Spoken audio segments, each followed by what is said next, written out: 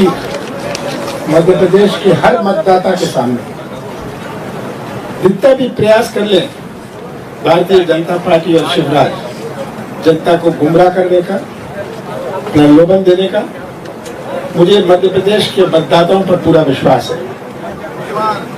अभी हाल में ही महाकाल लोक का घोटाला, सप्त ऋषियों की मूर्तियां कैसे हवा से गिरी, कोई अर्थक्वेक नहीं आया, कोई टक्कर नहीं लगी, हवा से गिरी।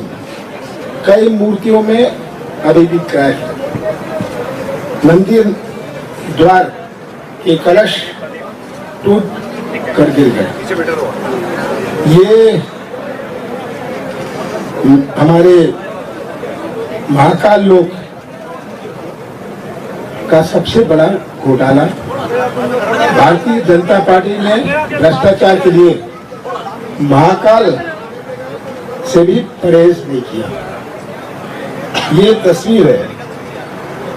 आज मैं उपस्थित हुआ हूँ 6 जून को, जब हमारे यहाँ गोलीकांड हुआ था। किसान क्या मांग रहे थे? न्याय मांग रहे थे, सही मूल्य मांग रहे थे, और मिला क्या? पुलिस की गोलियों ने उन्हें बरसा दिया।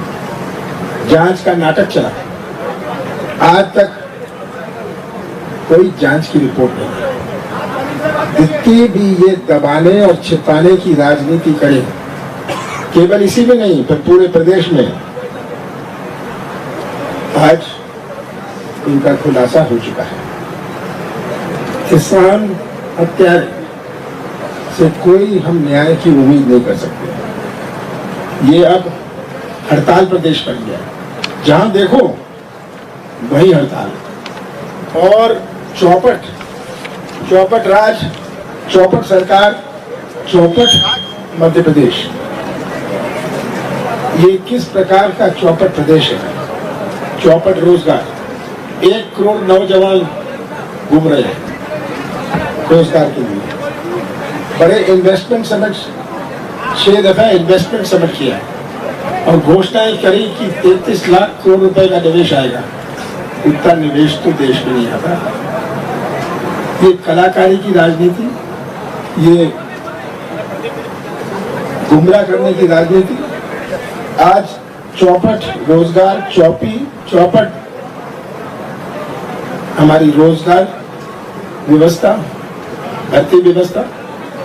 आज पैसे दो, रोजगार लो, ये इन्होंने व्यवस्था बनाई है। चौपट कृषि व्यवस्था, चौपट शिक्षा व्यवस्था, चौपट स्वास्थ्य व्यवस्था, चौपट नर्सिंग कॉलेज की व्यवस्था। सब हाईकोर्ट को इसकी आलोचना करनी पड़ी जो नर्सिंग कॉलेज में हुआ।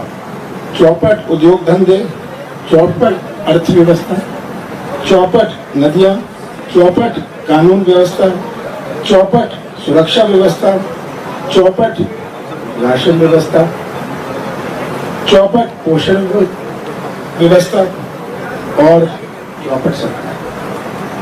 ये आज सबके सामने। और मुझे दुख होता है कि कहाँ मध्य प्रदेश को ढकेल के ले जा रहे हैं। 5 महीने बचे हैं चुनाव में, और शिवराज सिंह जी ने, उनको अब अपनी बहनें याद आ गई, उनको किसान याद आ गए, उनको व्यापारी याद आ गए, उनको कर्मचारी याद आ गए। ये याद तो आए हैं उन्हें 18 साल बाद, पर ये अपना पाप धोना चाहते हैं। ये पाप धोने की योजना है शिवराज सिंह जी, और घोषणा सब समझ गए कि शिवराज सिंह की आखिरी 5 महीने में, 18 साल तो घोषणा मशीन चलती थी, पर 5 साल में ये डबल स्पीड पर घोषणा मशीन चल रही है। ये डबल स्पीड पर चल रही है आज। ये डबल इंजन की सरकार सब देख रहे हैं कि किस प्रकार से आज प्रदेश को सत्यानाश की तरफ घसीटा गया है। भाजपा का आरोप है प्रदेश में जब कांग्रेस की सरकार आई थी सब किसानों के लिए कुछ नहीं किया। उससे पहले चुनाव के समय कांग्रेस ने आंदोलन किया था, लेकिन 15 महीने की सरकार में किसानों के लिए कांग्रेस कुछ नहीं कर पाई। हमने मंदसौर जिले में 1,01,000 किसानों का कर्जा माफ किया। 15 महीने की हमारी सरकार थी, जिसमें से 2.5 महीने गए आचार संहिता लोकसभा चुनाव में। 11.5 महीने में 27 लाख किसानों का कर्जा माफ हुआ। मंदसौर जिले में 1,01,000 किसानों का कर्जा माफ हुआ। ये किसान इसके गवाह है। और तब ये कहते हैं कुछ नहीं हुआ। अगर हमने 100 यूनिट बिजली दी, सभी का नहीं किया, कोई कागज की जरूरत नहीं। बहुत बड़ी आवश्यकता है मध्य प्रदेश में कि हमारी मैनेजमेंट में, प्रदेश की गवर्नेंस में सरलीकरण हो। अतिवृष्टि हुई यहाँ, मैं खुद आया, मैंने देखा। और ये मैं आपको बताना चाहता हूँ, जब मैं भोपाल वापस लौटा, मैंने अधिकारियों को कहा कि 1 हफ्ते के अंदर मुआवजा मिल जाना चाहिए। उन्होंने मुझे समझाया कि तहसीलदार इसका सर्वे करेंगे, फलाना। मैंने कहा सर्वे मैं करके आया, मेरे सर्वे के बाद कोई और। कांग्रेस कितनी सीटों पर चुनाव जीतने की आपको संभावना है, और कांग्रेस के जिला अध्यक्षों को चुनाव लड़ाएंगे या नहीं, इसको लेके कोई पॉलिसी क्लियर हुई है क्या? जहाँ तक जिसको चुनाव लड़ाएंगे, हमारा स्थानीय संगठन तय करेगा, हमारा सर्वे तय करेगा, जो एक इशारा होता है। पर हम सब अपने स्थानीय लोगों से चर्चा करके उम्मीदवार तय करेंगे। और मैं शिवराज सिंह नहीं हूँ जो घोषणाएं करता हूँ, इतने पार फलाना पार, ये सब मैं नहीं करता। मैं तो इतना ही कहता हूँ, मध्य प्रदेश की जनता ने कांग्रेस की सरकार चुनी थी 2018 में। सौदेबाजी हुई, मैं भी सौदा कर सकता था, मैं मुख्यमंत्री था, पर मैं मध्य प्रदेश की पहचान सौदे की राजनीति से नहीं करना चाहता था।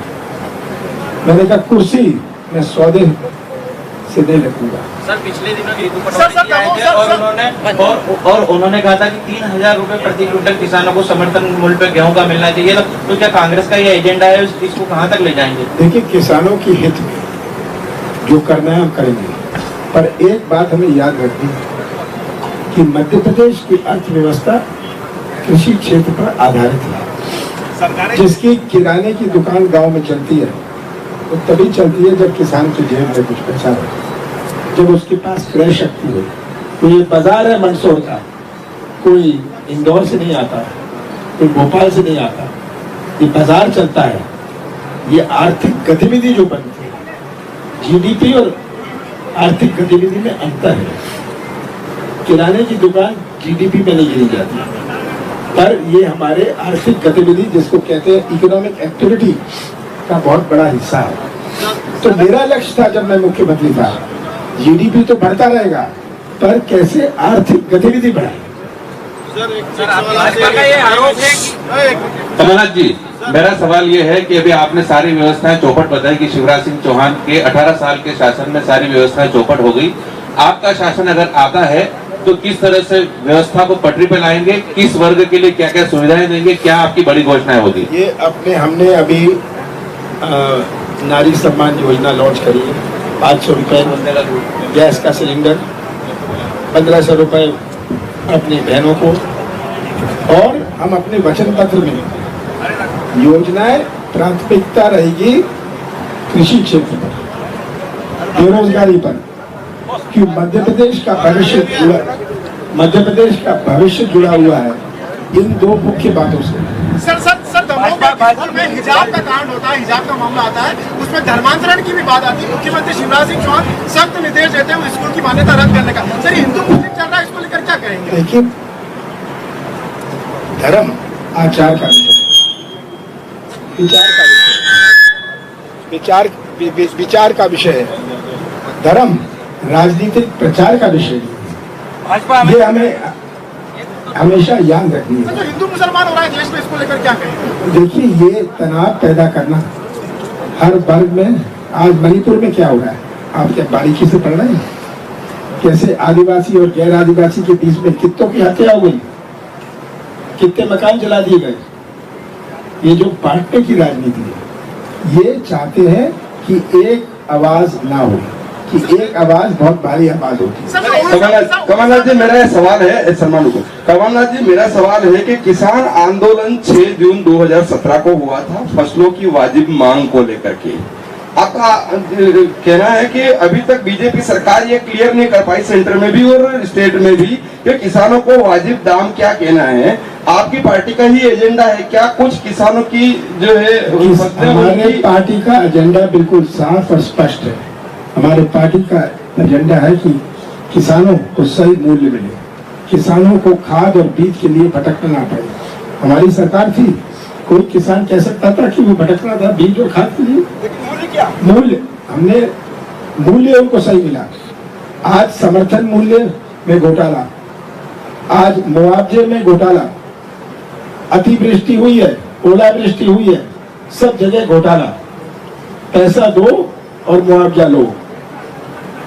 हालांकि जो बड़ी जो योजनाओं की प्रलोभन जो जनता को दिया जा रहा है, उस पर क्या चुनाव आयोग को ध्यान आकर्षण करना चाहिए? क्योंकि इतनी बड़ी घोषणा जो उन्होंने की और आपने भी उसको 1500 रुपए कहा कि हम भी 1500 रुपए, क्या आर्थिक स्थिति ऐसी प्रदेश की बन पाएगी कि इस योजना? हमने ये सोच समझ के ये घोषणा करी है, हमने कैलकुलेशन करी है कितना पैसा लगेगा।